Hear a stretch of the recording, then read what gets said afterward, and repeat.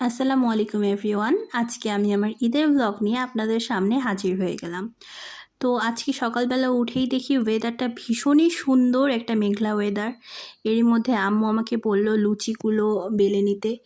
আমিও চটজলদি করে সব কিছু করে নিলাম, কারণ লুচিগুলো খেয়ে আবার সবাই কোরবানির কাজে হাত দিবে। আব্বুরা, বাইরে যারা মানুষ ছিল সবাই কোরবানির কাজে হাত দিবে।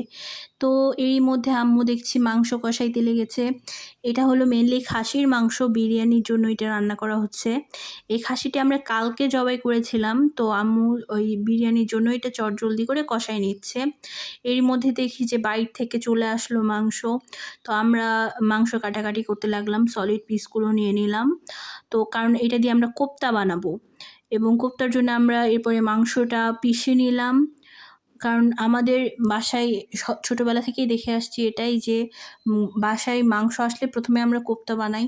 তো এইটা হচ্ছে একটা ইলেকট্রনিক মেশিন, এইটা দ্বারাই আমরা কোপ্তাটা পিষে নিলাম। এটা পিষতে একদমই সময় কম লাগে। তো এরপরেই আম্মু কোপ্তাটা একদম মেখে নিল সব মশলা দিয়ে, একদম সুন্দরভাবে ম্যারিনেট করে নিল। আর তারপরে আমরা সবাই মিলে কোপ্তাটা বানাতে বসে গেলাম, এবং অনেকক্ষণ ধরে আমরা সবাই গল্প করতে করতে কোপ্তাটা বানালাম। এরপরে আম্মা কোপ্তাটা ভাজতে দিল।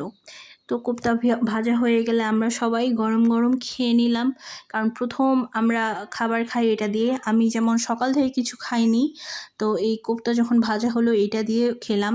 কারণ আমরা সবাই জানি কোরবানির মাংস দিয়েই প্রথম খাবার খেতে হয় দিনের। আর কোপ্তাটা মানে একদম টাটকা মাংসের, যেটা অসাধারণ হয় খেতে। আবার অনেক মজার হয় এটা খেতে। আবার অন্যদিকে দেখলাম যে আম্মা এখানে মাংস তুলে দিয়েছে রান্না করার জন্য। এর মধ্যে আম্মা যেটা রান্না করবে প্রথমে সবাই খাওয়ার জন্য, বাইরের মানুষ সবার জন্য, এটা একবারে তুলে দিয়েছে এখানে। এটা আম্মা দ্রুত রান্না করে নিচ্ছে, এটা খেয়ে দিয়ে আবার অন্য হবে। তো এখানে মাংসটাও হয়ে গেল, এরপরে দেখলাম বিরিয়ানিটাও হয়ে গেছে। তো এরপরে আমি খেতে বসে গেলাম। তো আজকে এতটুকুই ভ্লগ। সবাইকে থ্যাংক ইউ আমার ভ্লগটা দেখার জন্য। আর আমার ভ্লগটা ভালো লাগলে অবশ্যই আমার চ্যানেলটি সাবস্ক্রাইব করে দিবেন।